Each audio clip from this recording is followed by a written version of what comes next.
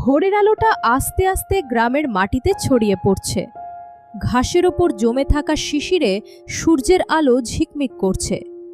দূরে কোথাও গরুর ঘণ্টা, আবার কোথাও মুরগির ডাক। এই গ্রামটা খুব বড় না, কিন্তু খুব শান্ত, খুব আপন। এই গ্রামেই জন্ম সুমনের। সুমনের ছোটবেলা খুব সহজ ছিল। সকালে স্কুল, দুপুরে মাঠে খেলা। এই সব কিছুর মাঝেই ছিল আরেকটা নাম, রূপা। রূপা ছিল পাশের বাড়ির মেয়ে। একদিন তার পুতুল ভেঙে গেলে সুমন ঠিক করে দেয়। সেই ছোট্ট ঘটনা থেকেই শুরু হয় তাদের বন্ধুত্ব। বৃষ্টি হলে কাদায় খেলা, মেলায় ঘোরা, পুকুর ঘাটে বসে গল্প, এই ছোট ছোট মুহূর্তগুলোই তাদের আরও কাছাকাছি নিয়ে আসে। সময় কেটে যায়, সুমন আর রূপা বড় হতে থাকে। আগের মতো খোলামেলা না, কিন্তু মনের টানটা আরও গভীর হয়। সুমন দূর থেকে রূপাকে দেখে। রূপাও সুমনের জন্য অপেক্ষা করে, কিন্তু কেউ কাউকে কিছু বলে না। রূপা, তুই কি আমার থেকে দূরে চলে যাচ্ছিস? সব কথা কি মুখে বলতে হয়? সেই মুহূর্তেই তারা বুঝে যায় তারা একে অপরকে ভালোবাসে। চোখে চোখে কথা, লুকিয়ে দেখা, তাদের ভালোবাসা নিঃশব্দে বেড়ে উঠতে থাকে। একদিন রূপার জন্য বিয়ের প্রস্তাব আসে। পরিবার রাজি হয়ে যায়। রূপা কিছু বলতে পারে না।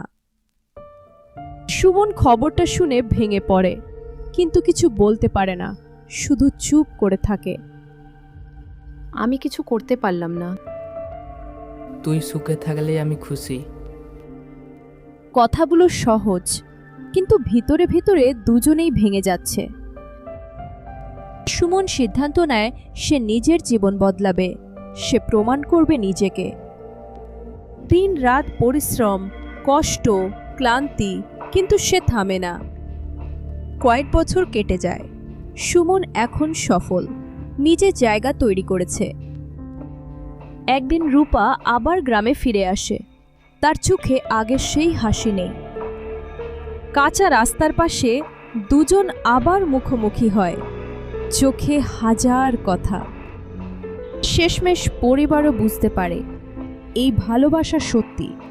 তারা এক হয়ে যায়।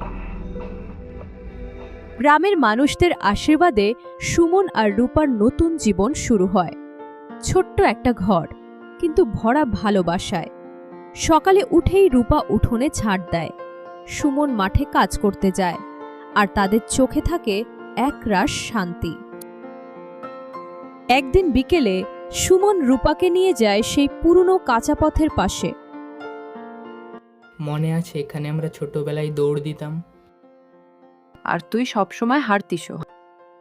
হাসির মাঝে লুকিয়ে থাকে হাজারটা স্মৃতি। সুমন শুধু নিজের জন্য না, পুরো গ্রামের জন্য কিছু করতে চায়।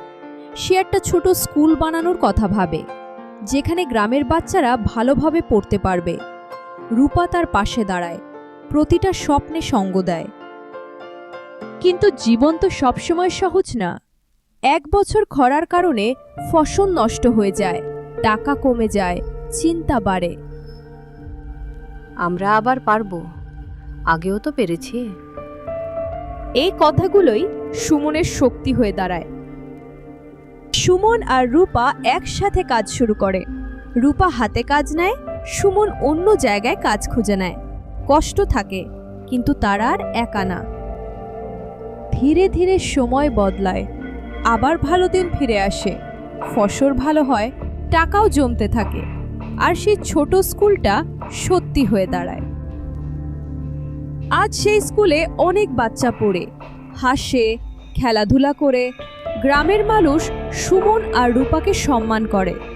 তাদের ভালোবাসা এখন শুধু নিজের না, পুরো গ্রামের। সন্ধ্যা নামলে সুমন আর রূপা আবার সেই কাঁচা পথের পাশে বসে। হাওয়া বয়ে যায়, পাতা নড়ে।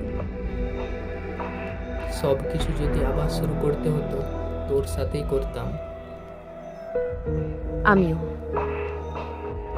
ভালোবাসার গল্প কখনো সত্যি শেষ হয় না। ওই কাঁচা পথের মতো, যার শেষ দেখা যায় না। সময়ের সাথে সাথে নতুন গল্প জন্ম নেয়। আর সুমন রূপার গল্প সেই গ্রামের প্রতিটা মানুষের মুখে মুখে বেঁচে থাকে। শেষ, কিন্তু আসলে না।